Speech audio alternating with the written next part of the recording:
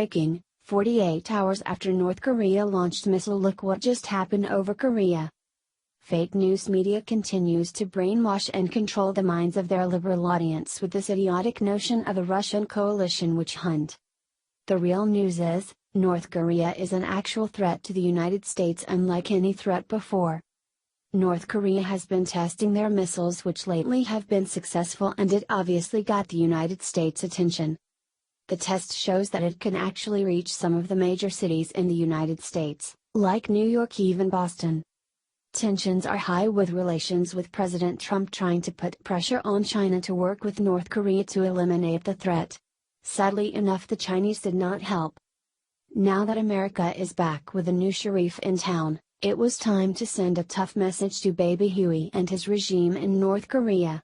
They sent B-1s flying over the Korean peninsula and was joined by 4 F-15 fighter jets from the South Korean Air Force. The B-1s then performed a low pass over Osan Air Base, South Korea, before leaving South Korean airspace and returning to Guam. Throughout the approximately 10-hour mission, the air crews practiced intercept and formation functions, enabling them to improve their combined capabilities and strengthening the long-standing military-to-military relationships in the region, the Pentagon said. Via Fox News and Young Cons. This week, North Korea fired its second intercontinental ballistic missile. It was extremely troubling because analysts suggested the missile could hit some major U.S. cities, including Los Angeles, Denver, and Chicago. They also said it might be able to hit NYC or Boston, with a little luck. The U.S. responded with bombing drills over the Korean peninsula. Secretary of State Rex Tillerson is consulting with Japan and South Korea on further response. Trump and Tillerson also criticized China's failure to be effective in getting North Korea to respond appropriately. The U.S. and its allies are prepared to use rapid, lethal and overwhelming force, if necessary, against North Korea, the commander of the U.S. Pacific Air Forces warned Saturday night. The statement from General Terrence J.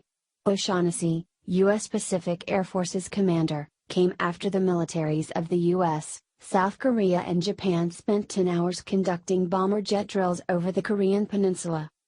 The training mission was a response to North Korea's recent ballistic missile launches and nuclear program, and part of the U.S. regular commitment to defending its allies in the Asia-Pacific region, the general's statement said. The time for talk is over. The danger the North Korean regime poses to international peace is now clear to all, said United Nations Ambassador Nikki Haley in the statement. North Korea remains the most urgent threat to regional stability, O'Shaughnessy said. Diplomacy remains the lead, he said.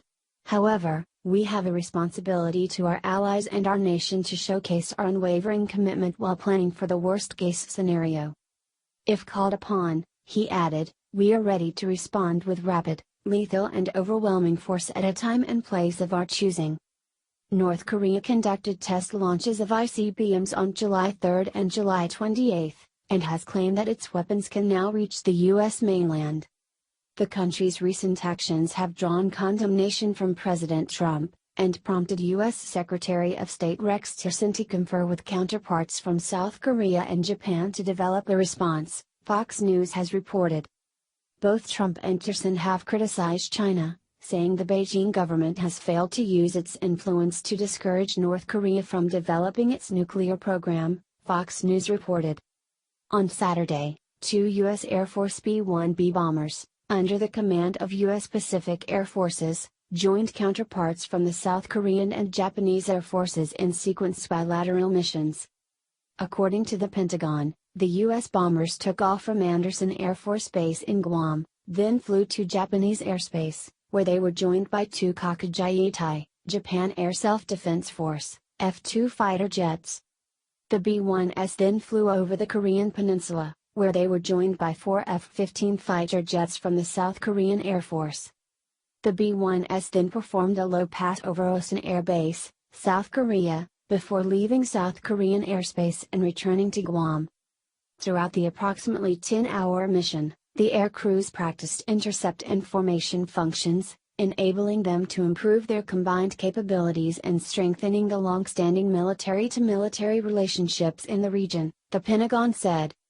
U.S. Pacific Command maintains flexible bomber and fighter capabilities in the Indo-Asia-Pacific theater, retaining the ability to quickly respond to any regional threat in order to defend the U.S. and its allies, the statement said.